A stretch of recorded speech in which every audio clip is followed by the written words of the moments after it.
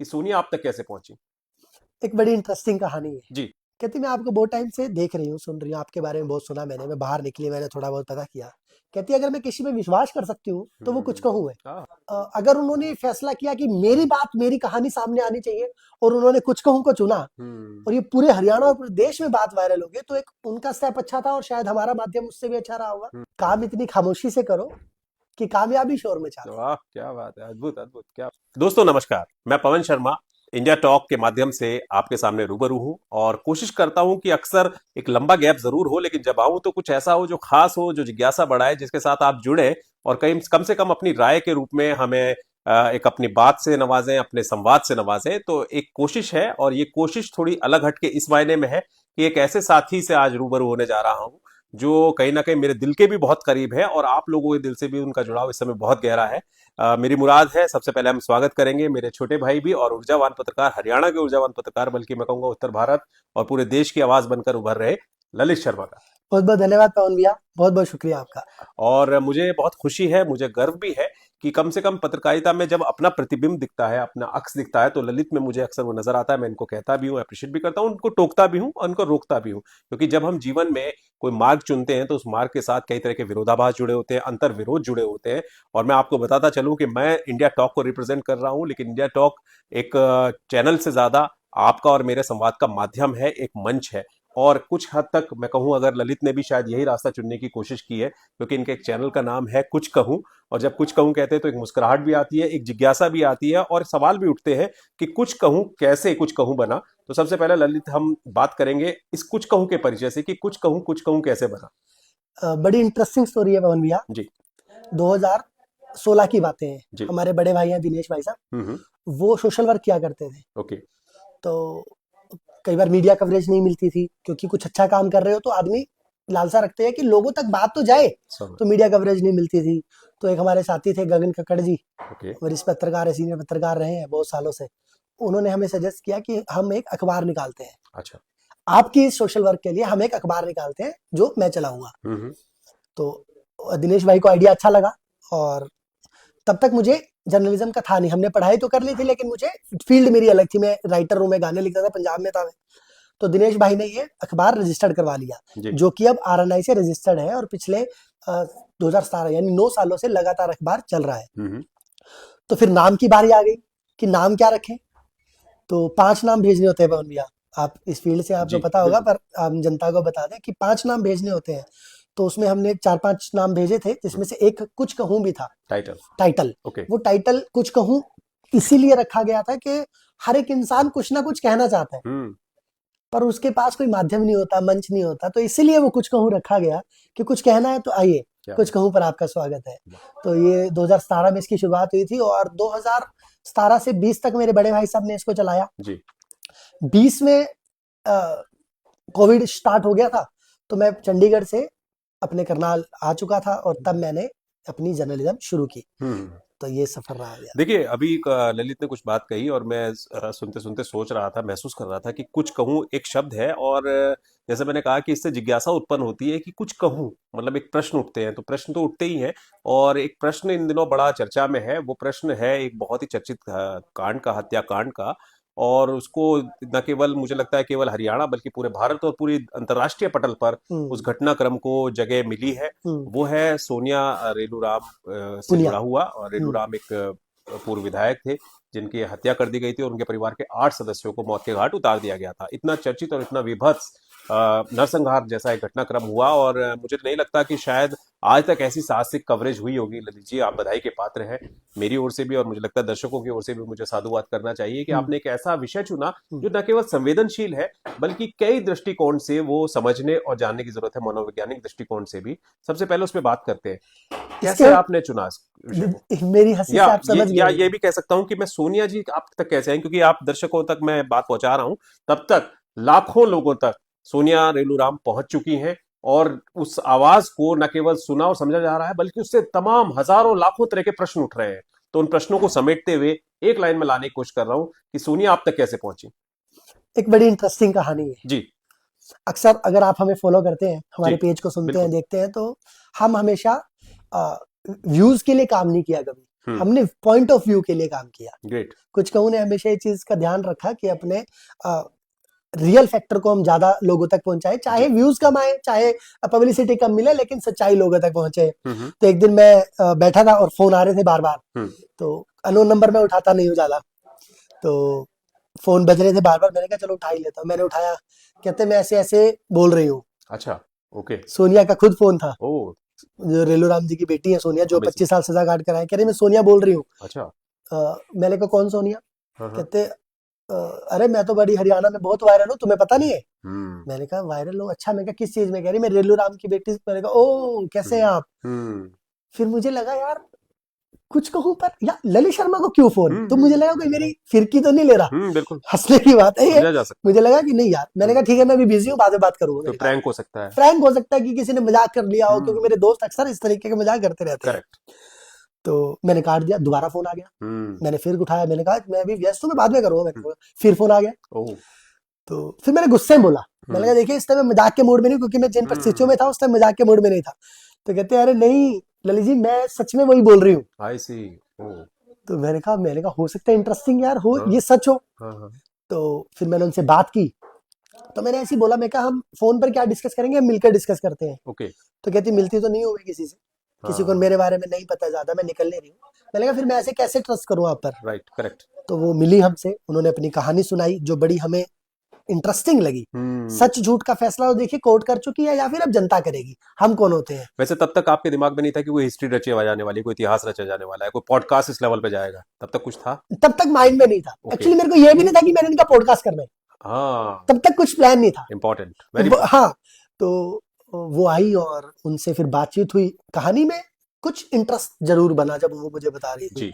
तो फिर हमने उनको एक पॉडकास्ट ऑफर किया। अच्छा। तो और वो बाय चांस उस पॉडकास्ट की वजह से आप मेरा इंटरव्यू कर रहे हैं। तो बिल्कुल। ये कहानी थी। और क्या बात, इतिहास की कड़ियां ना आपस में जुड़ती हैं। भैया एक चीज रह गई। हाँ प्लीज गो अहेड। मैंने उनसे पूछा हाँ। कि जहां तक हम पत्रकार सब नॉलेज रखते ही हैं, पढ़ते रहते हैं, मैंने उनसे पूछा सोनिया जी आज तक आपका इंटरव्यू के लिए घूम रहा है, हाँ। एबीपी मांग रहा है, इंडिया टीवी मांग रहा है, और हरियाणा के टॉप जर्नलिस्ट जो बहुत वायरल है वो आपके पीछे लग रहे हैं, टॉप बिग हाउसेस सारे टॉप। बिल्कुल। आपने कुछ कहूं कोई क्यों चुना? करेक्ट। तो उन्होंने बड़ी अच्छी बात बोली। अच्छा। अब मुझे नहीं पता क्या हुआ है ना, प्लीज बताइए, जरूर बताइए। कहती मैं आपको बहुत टाइम से देख रही हूँ, सुन रही हूँ, आपके बारे में बहुत सुना मैंने, मैं बाहर निकली, मैंने थोड़ा बहुत पता किया। कहती अगर मैं किसी पे विश्वास कर सकती हूँ तो वो कुछ कहूँ है। क्या बात है। तो फिर मुझे ऐसा लगा वो जो 3 साल 4 साल की दिनेश भाई की, बड़े भाई की मेहनत अखबार के लिए थी, और 6 साल से मैं इस जर्नलिज्म में हूँ, 2020 से 26 शुरू हो चुका है, 6 साल चल रहा है। तो मुझे लगता है कि कुछ ना कुछ तो अच्छा किया है। वाह। यात्रा अक्सर कहते हैं, हमारी 6 साल का जिक्र किया ललित ने, कि 6 साल बल्कि मैं कहूँगा 9 साल की बात हो गई 2017 से। तो इस 8-9 साल के सफर में अक्सर एक बात कहता हूं मैं कि कभी कभी ना मंजिल शायद इतनी जरूरी नहीं होती जितना सफर खूबसूरत हो जाता है। इस सफर के तमाम उतार चढ़ाव, और स्पेशली जिस प्रकरण की हम बात कर रहे हैं, क्योंकि इस समय आप सबके जहन में, मेरे जहन में वो प्रकरण है, और जिस तरह से बताया कि एक विश्वास का भाव जुड़ा, विश्वास का एक पुल जुड़ा। लेकिन ये कांड अपने आप में, मैं कहूंगा ललित जी, यहीं से एक प्रश्न भी उठ रहा है, और कुछ कहूँ की दृष्टि से ही मैं पूछ रहा हूँ कि जिस समय ये हुआ था, ये तो बात अच्छी है कि आपने उनसे और एक विश्वास की बॉन्डिंग होगी, लेकिन विश्वास के साथ संवेदनशीलता बहुत महत्वपूर्ण है। इसमें एक खतरा, एक डर, एक भय का भाव भी, जो मैं समझ रहा हूँ आना चाहिए था, और शायद आया होगा। अब आप कहेंगे कि ये हो तो बड़ा सीरियस क्राइम था, आप हंस रहे हैं। हाँ। इस पर भी एक हंसी की बात याद आ गई। जब मैं पॉडकास्ट कर रहा था तो मैंने उनको बोला आपको एंगर इश्यूज है? क्योंकि डर तो रहता है ना। हाँ बिल्कुल, कि कौन सामने बैठा, डर तो रहता ही है। सच बात है। मैंने कहा आपको एंगर इश्यूज है, आपको साइकेट्रिस्ट की दवाइयां चल रही हैं। तो उनका एकदम से रिएक्शन चेंज हुआ। अच्छा। तो उन्होंने जवाब बहुत अच्छा दिया। कहती ललित जी अगर आपको कोई बार बार छेड़ेगा, आपके साथ गलत करेगा, तो क्या आपको गुस्सा नहीं आएगा? ओह ट्रू, वेरी ट्रू।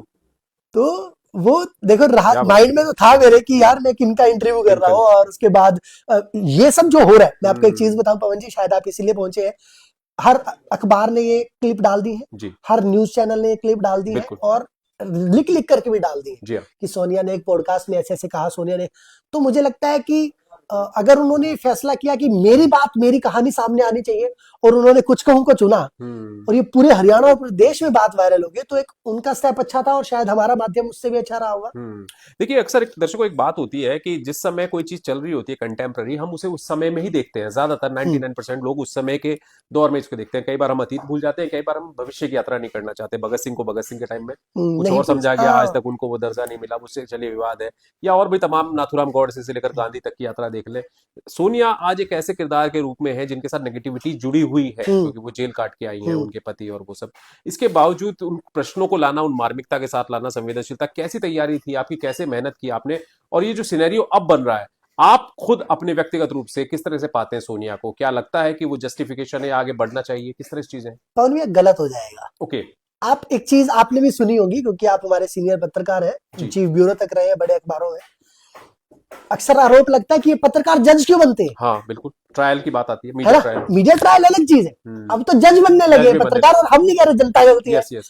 तो हम मैं या कुछ कहूं, इस उदाहरण पर नहीं जाएंगे या इस रिजल्ट पर नहीं जाएंगे कि वो क्या था, सच था या झूठ सच था। या झूठ, सच तो होगा क्योंकि हम संविधान कानून को मानेंगे, तो सच है तभी तो सजा काटी उन्होंने। Right, correct. पर मुझे ऐसा लगता है, जो हमने सीखा, और शायद आप मुझे करेक्ट भी कीजिएगा, क्योंकि हमें पढ़ाया सिखाया गया था कि आपने पक्ष दोनों सुनने, आप दूसरी बात सुनिए तो, जब वो कुछ ही बोल रहा हो, झूठ बोल रहा हो, सच बोल रहा हो, कुछ भी बोल रहा हो, आप सुनिए तो वो एक ध्यान में जरूरत थी। क्योंकि मैं जब से ये जमानत पर या इनके जो 25 साल पूरे हो चुके हैं बाहर निकली है, आप एक चीज चेक करेंगे सोशल मीडिया पर, उनके घर की वीडियो दिखा दिखा के, उनके पड़ोसियों की वीडियो दिखा दिखा के, उनके दुनिया भर की वीडियो दिखा दिखा के, इश्यूज, विवाद, कई तरह की चीजें उनसे जुड़ी। तो मुझे लगा यार जनता एक साइड तो कभी सुनना नहीं चाहती, दूसरे को सामने लाना है। और एक मैं आपको एक और मजे की बात बताऊं जी, लगातार मुझे फोन आ रहे हैं, हाँ, लगातार कमेंट आ रहे हैं कि संजीव को भी लेकर आओ। हाँ, हाँ।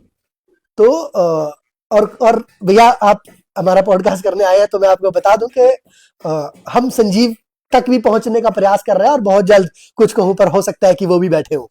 हम इस बातचीत के बहुत दिलचस्प मोड़ पर है इस टाइम, और संजीव का जिक्र किया अभी ललित जी ने। मुझे ये जानना है ललित जी, क्योंकि मैं देख रहा हूँ आपके कमेंट्स को बहुत बारीकी से फॉलो कर रहा हूँ। सुप्रीम कोर्ट के बड़े सीनियर रजिस्ट्रार हैं और लोग हैं, तमाम लोग आ रहे हैं, और उनको उनके जो वैल्यूएबल कमेंट्स हैं, आई थिंक वो बड़े अच्छे फीडबैक भी बन के उभर रहे हैं। किस तरह की दिलचस्प चीजें आ रही है, किस तरह की रोचक चीजें आ रही है, वो तो कम से कम आप शेयर कर सकते हैं। बिल्कुल, बड़ी देखिए यहाँ पे मैं शायद थोड़ा बच्चा बन जाता हूँ। बताइए।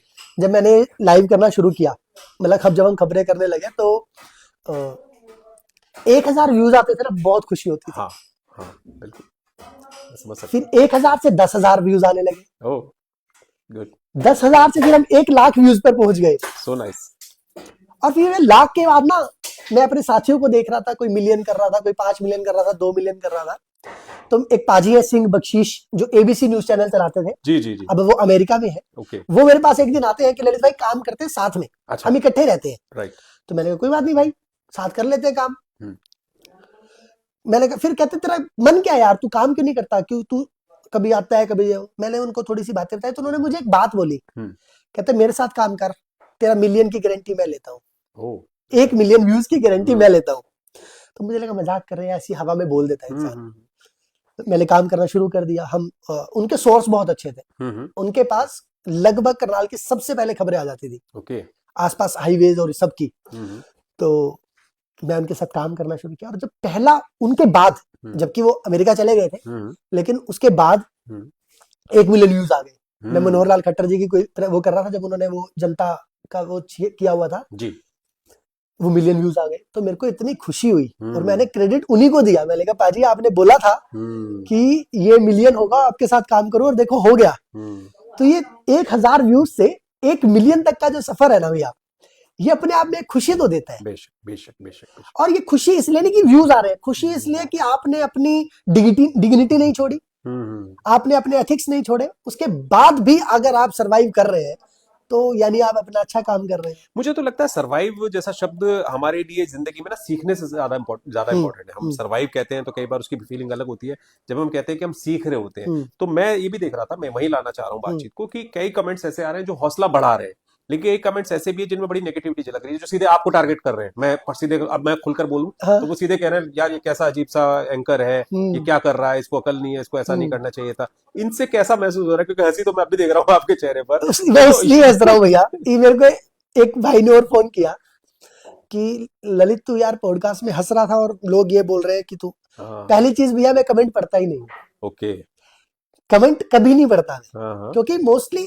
मैं किसी का मुंह नहीं पकड़ सकता। बिल्कुल ठीक आप अच्छा काम कर रहे हैं, बुरा काम कर रहे हैं, जनता ने आपको उनके नजरिए से जज करना है। Good all good all good तो मैंने कमेंट पढ़े नहीं, पर अगर आप ऐसा बता रहे हैं तो जी मुझे लगता है कि कुछ ना कुछ कमी रही होगी, तभी शायद जनता को अच्छा नहीं लगा इसीलिए होगा, वो सीखने वाली बात है तभी सीखने वाली बात। सीखने वाली बात है पर एक चीज जो मुझे अंदर से खुशी दे रही है, और आप यहाँ तक आकर पॉडकास्ट करने का प्लान किया होगा आपने, किसी हद तक सोनिया के उनके बयान से, उनकी अपनी जो वो थी साइड थी, वो रखने से एक पक्ष तो बना, तराजू तो बना बिल्कुल कि लोग ये कह रहे हैं और ये कह रहे हैं, तो उस चीज की थोड़ी सी खुशी जरूर है। बिल्कुल और खुशी के बाद कई बार क्या होता है कि हम अक्सर ज्यादा चले जाते हैं खुशी की तरफ, लेकिन मुझे ऐसा लगता नहीं, आपके व्यक्तित्व को जितना मैं जानता हूँ, समझ रहा हूँ या समझने की कोशिश कर रहा हूँ, मुझे लगता है आप शांत नहीं है बिल्कुल भी, आपके अंदर उतना ही एक्साइटमेंट है, जी उतना ही जोश है, उतना ही उत्साह है। और अब हम जानना चाहेंगे उस पड़ाव पर है, क्योंकि इस इंटरव्यू के 2-3 पार्ट्स हो चुके हैं, तो हम उस पड़ाव पर आ गए कि अब क्या होने वाला है, सस्पेंस थ्रिलर जैसे कहते हैं ना किसी वेब सीरीज का, तो ये वेब सीरीज से कम नहीं है। अगेन मैं ये कहूंगा ये प्रकरण, तो भैया क्या अब होने वाला है, कुछ बता सकते हैं, कुछ हिंट दे सकते हैं? इसके ऊपर एक बड़ा प्यारा कोट है कि काम इतनी खामोशी से करो कि कामयाबी शोर में चालो। वाह क्या बात है, अद्भुत अद्भुत, क्या बात है, बहुत तो खूबसूरत। आपने पूछा, आप मेरे बहुत प्यारे भाई हैं, मैं जी आपसे अक्सर बहुत कुछ सीखता रहता हूँ, पूछता रहता हूँ जी जर्नलिज्म के बारे में। जी तो देखिए, अब कुछ ब्लास्ट होने वाला है, वाह ठीक है और ऐसा ब्लास्ट होगा कि एक चीज भैया, आपका मैं एक चीज कहना चाहता हूँ इस पर जरूर ना, अगर मैं आपके पीठ पीछे आपकी बुराई करूंगा ना, तो वो आप तक जरूर पहुंच जाएगी। लवली बिल्कुल ठीक बात तो मैंने अपने बारे में बहुत कुछ ऐसा सुना है, है। बहुत कुछ ऐसा सुना है, जबकि वैसा मैं हूं नहीं। हम्म वो सब सुना है जो सच नहीं है, हम्म पर कभी गिव अप नहीं किया, हम्म अपना काम ईमानदारी से करते रहे। हम्म और उसी राइट वजह से मुझे लगता है कि सोनिया ने अगर कुछ कहूं को चुना या ललित शर्मा को चुना, हम्म तो वो मेरे लिए और मेरे चैनल के लिए और हमारे दर्शकों के लिए हम्म अपने आप में एक बड़ी खुशी और गर्व की बात है। इंडिया टॉक और कुछ कहूँ मकसद एक है, नाम अलग अलग हो सकते हम्म हैं। और मैं एक चीज और अभी ध्यान आ गया, हालांकि मैं यहाँ समअप कर रहा था, पर एक चीज और मुझे ध्यान आई, हम्म आपने कुछ ऐसे साहसिक कदम इससे पहले भी उठाए हैं, खाली यही नहीं, हम्म सोनिया से पहले भी हम देखते हैं कि आप बहुत सारे लोगों के आवाज की ताकत बने हैं, हम्म उनको आपने स्वर को बल दिया है, जिनमें कई पत्रकार भी हैं, जिनमें ऐसे चेहरे भी हैं जो गुमनामी के अंधेरे में थे, जिनको कहीं शायद लाइमलाइट भी नहीं मिल रही थी, जो कह नहीं पा रहे थे, जो आ हम्म ही नहीं पा रहे थे। हम्म उनमें पत्रकार आकर्षण ऊपर से लेकर अन्य साथी भी हम्म हैं। तो ऐसा साहस कैसे आता है? मतलब ये साहस इतना आसान तो नहीं होता, हम्म। खासतौर से जब आपकी आलोचनाएं हो रही हो लगातार, और आपको पता हो कि ये करने के बाद और आलोचनाएं होगी। अब आकर्षण उपल जी का नाम लिया आपने, है ना, जी हमारे करनाल के बहुत इन दिनों भी फेमस और चर्चा में। चर्चाओं में, हमेशा चर्चाओं में रहते यस हैं। Yes yes he is also breaking news वो अपने आप में ब्रेकिंग न्यूज है। Definitely definitely. मैंने उन्हें फोन किया कि आकर्षण भैया मैंने आपका पॉडकास्ट करना है, हाँ तो पहली बात तो ये उन्होंने मुझे यस कर दी, ओके बड़ा अच्छा लगा मुझे।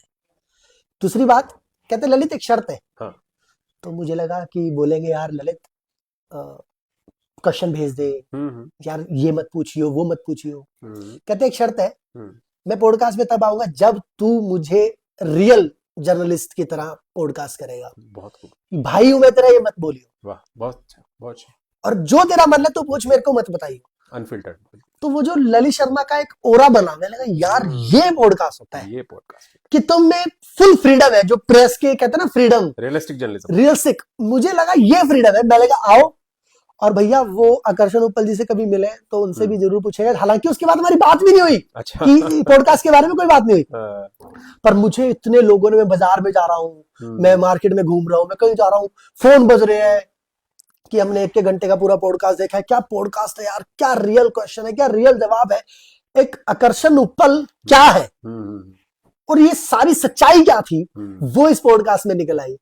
तो मुझे लगता है कि ये सब भगवान की दया से है, बिल्कुल और हम जितना अच्छे कर्म करेंगे उतना ही हमें अच्छा रिजल्ट मिलेगा। भगवान के अगर देर है अंधेर नहीं, बिल्कुल तो उस चीज में मैं तो बिलीव करता हूँ, और इसीलिए आप जैसे लोग और जो लोग मुझे प्यार करते हैं, जी। वो दिल से प्यार करते हैं भैया। देखिए कर्मा की बात है, और मैं आपको बताता चलूं कि ललित हरियाणा में करनाल में पहले पॉडकास्टर हैं जिन्होंने हाँ ये शुरुआत की थी, और पॉडकास्ट की सही डेफिनेशन सही मायने में ललित अपने काम से बता रहे हैं। क्योंकि अक्सर हम देखते हैं कट लग जाते हैं, रीटेक्स होते हैं, बहुत सारी चीजें होती हैं, फिल्टर्ड हो जाती हैं, सबसे बड़ी बात है चीजें, लेकिन यहाँ अनफिल्टर्ड चलता है, अनकट चलता है। हम भी ऐसी कोशिश कर रहे हैं, एक दूसरे से सीख रहे हैं, समझ रहे हैं, अक्सर हम कई बातों पर डिबेट्स भी करते हैं मैं और ललित।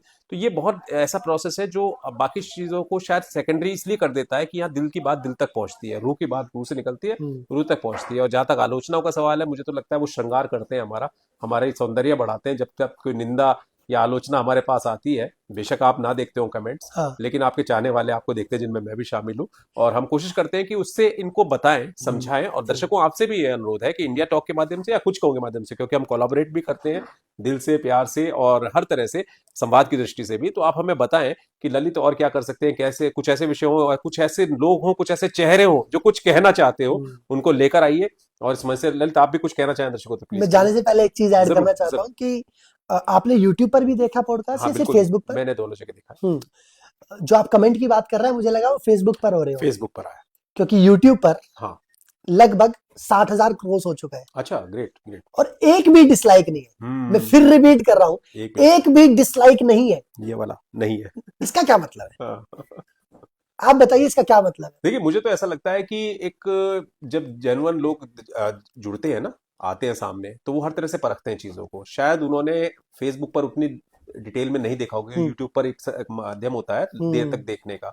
जो इसको देखेगा, जो दिल से जुड़ेगा, जो आज के दर्शकों में भी मैं कहूंगा शायद कमी तो नहीं कहना, लेकिन मुझे लगता है कि शायद होना चाहिए कि वो पूरा देखें किसी चीज को। आधे अधूरे करके तो वो फिर आधा अधूरी रहती है बात। तो अगर उन्होंने पूरा देखा होगा, हाँ। तो उनको समझ आया होगा कि यहाँ कितनी ईमानदारी से एक पत्रकार ने एक विक्टिम का इंटरव्यू लिया है। तो ये शायद वजह रही है। और वो कमेंट जो आप वकील साहब की बात जी, कर रहे थे, जी। जो सुप्रीम कोर्ट के वकील है, उन्होंने वो पूरा पॉडकास्ट देखने के बाद ही कमेंट किया। यस यस यस, वही अब कह इतने ऊंचे पद पर है वो, AOR है सुप्रीम बिल्कुल, कोर्ट में, बहुत बड़ी बात। तो उन्होंने वो पूरा पॉडकास्ट देखने के बाद मुझे अप्रिशिएट किया कि ललित, मैंने पूरा देखा और आप अप्रिशिएशन के इस लायक हो कि आपने इतनी सहजता से इतने अच्छे सवाल पूछे और रियलिटी निकालने की कोशिश की। ठहराव के साथ। ठहराव के साथ। यही ठहराव तो दर्शकों में लगता है कि हमें हो जाए तो शायद फिर कोई मुश्किल ना रहे, आधे सवालों का जवाब खुद मिल जाएगा। तो थैंक यू सो मच मेरी जनता जिनके लिए मैं काम करता हूँ। जरूर। और भैया, मेरा एक शुरू से एम रहा है कि मुझे खबर की डेप्थ में जाना है। हाँ। और खबर जहां तक ऊंची है वहां तक जाना है। बिल्कुल। हम सिर्फ ऐसे ये नहीं कि अपने व्यूज के लिए कोई भी खबर डाल दी। तो और मुझे जो मेरे आलोचक है या जो मेरे को क्रिटिसाइज करते हैं या जो मेरी नेगेटिविटी करते हैं, उन सबको इग्नोर करने का सिर्फ एक ही रीजन है, वो मेरे दर्शक हैं जो मुझे प्यार करते हैं। चाहे मुझे वो एक फोन भी कर देते हैं ना कि यू आर डूइंग गुड, तो मुझे हौसला मिल जाता है। एक हौसला और दे दीजिए। कुछ ऐसे यूट्यूबर मित्र होंगे, कुछ ऐसे फेसबुक के साथी होंगे जो अभी धीरे धीरे अपने जर्नी की शुरुआत कर रहे हैं। मुझे लगता है कभी एक दौर में आपको भी जरूरत पड़ी होगी। आज उन लोगों के लिए, उन मित्रों के लिए कुछ सलाह हो, कोई ऐसी बात हो, क्योंकि ऐसे फीडबैक भी आते हैं कि हम शुरू करना चाहते हैं, कुछ सेंसेशनल करना चाहते हैं, शॉर्टकट लेना चाहते हैं, कुछ आप सलाह दे सकते हैं उनको? बिल्कुल, सलाह तो वैसे हमारे देश में फ्री में दे दी जाती है।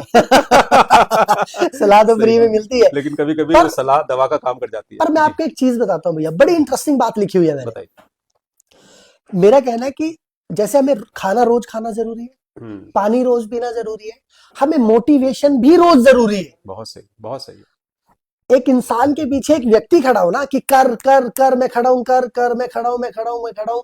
वो सचिन तेंदुलकर भी बन सकता है, वो नरेंद्र मोदी भी बन सकता है, अर्जुन भी बन सकता है, वो अर्जुन भी बन सकता है। तो वो मुझे ऐसा लगता है कि अगर आपको कोई डेली एक मोटिवेट करने वाला व्यक्ति कि रोज आपको बोले आज क्या काम कर रहे हो, आज तुम ये करोगे, तो इंसान कभी हारता ही नहीं है। क्या बात। और जितनी अगर हम सलाह की बात करें, जो मैं बात बोलने वाला हूं ना, वो पिछले कई हजार वर्षों से लगातार आ रही है चलती हुई। हर एक ने किसी को यही बोला है कि गिव अप मत करो, never give up, stay positive, stay positive, काम करते रहे। मैंने जब मैं गाने लिखा करता था तो मैंने एक बात लिखी थी, सूनर और later but I will be successful soon. Yes, कि जल्दी या बाद में, लेकिन मैं सक्सेसफुल जरूर बनूंगा। और वो कब बनूंगा? जब मैं अपना काम करता रहूंगा। मैं रुकूंगा नहीं, मैं हारूंगा नहीं। हारो, मैं ये भी बात बोलता हूं कि आप हार गए हो ना यार, हार जाओ, दिल से हार जाओ, लेकिन अगले दिन सूर्य की तरह दोबारा निकले। चाहे जीरो से शुरुआत करनी पड़े, पर दोबारा निकले। अंजाम उसके हाथ है, आगाज करके देख। और भीगे हुए परों से ही तू परवाज करके देख। मेरे पॉडकास्ट अक्सर अधूरे रहते हैं जब मैं शेयर नहीं पढ़ता, और ललित के इस हौसले के नाम जो ये कहते हैं कि वर्क हार्ड स्टे पॉजिटिव, तो वो बात आती है कि मैं खुश हूं औजार बन, एनी टाइप ऑफ टूल, कोई स्क्रू ड्राइवर व्हाटएवर जो भी है, कि मैं खुश हूं औजार बन, तू ही बन हथियार, वक्त करेगा फैसला कौन हुआ बेकार। आज ललित ने एक औजार बन के पता नहीं कितने हथियारों को एक जवाब दिया है, और न केवल जवाब दिया है बल्कि एक लाइन खड़ी की है। कहते हैं लॉ ऑफ ट्रायंगल किसी को ठहरने नहीं देता, और चढ़ते हुए सूरज को सब सलाम करते हैं। तो मुझे लगता है कि ललित ने जो सलाह दी है वो उन तमाम फेसबुक या यूट्यूबर साथियों के लिए ही नहीं है, बल्कि हर उस इंसान के लिए जो इंसान बन के आगे बढ़ना चाहता है। कभी कभी होता है कि देवता और राक्षस की कहानियों में उलझ जाते हैं, भगवान बनना चाहते हैं, लेकिन शायद सबसे आसान होता है इंसान बने रहना, और ललित ने वो इंसानियत की मिसाल कायम की है। Thank you. बिना किसी भेदभाव के, बिना किसी बायस्ड हुए, बिना किसी पूर्वाग्रह के किसी काम को अंजाम देना उसकी शायद ईमानदारी की सबसे बड़ी कसौटी होती है। और ललित को मैं फिर से अपनी ओर से, इंडिया टॉक की पूरी टीम की ओर से, और मेरे जितने भी तमाम मित्र हैं, मीडिया बिरादरी के लोग, तमाम लोग, उन सबकी ओर से ग्रीट करूंगा, बधाई दूंगा, साधुवाद करूंगा, और इस बात के लिए भी धन्यवाद करूंगा कि आपने इस वक्त की अपनी बहुत ज्यादा मुश्किल दिनचर्या में से हमारे लिए कुछ वक्त निकाला। Thank you so much. आप मिलते रहें, और हम उम्मीद करेंगे कि ये बातचीत आज जो शुरू हुई है इसी तरह से आगे बढ़ेगी, क्योंकि ये भी एक इंटरेस्टिंग पॉइंट है कि जहां हम उन पर्दे के पीछे की चीजों की बात करते हैं, मेकिंग की बात करते हैं। तो कैसा रहा आपके लिए अनुभव? इसके साथ आप दर्शकों से आप भी विदा ले सकते हैं। तो बिल्कुल आपका बहुत बहुत धन्यवाद पवन भैया। इंडिया टॉक से जब ये इन्होंने हमसे बात की कि हम इस पर एक पॉडकास्ट करते हैं, अब लोगों तक बात पहुंचाते हैं कि ये सारा कैसे हुआ, तो ये हमारे स्टूडियो आए और हमें अच्छा भी लगा, क्योंकि शायद ये बातें आप तक कभी पहुंचती नहीं अगर पवन जी ना आते या इंडिया टॉक हमें ये नहीं कर रहा था। तो इंडिया टॉक के सभी दर्शकों को, कुछ कहूं के सभी दर्शकों को फिर से दिल से शुक्रिया कि आज तक आप हमारा साथ देते आए हैं, और मैं उम्मीद रखता हूं आगे भी आप हमारा साथ देते रहेंगे। बहुत बहुत धन्यवाद। धन्यवाद।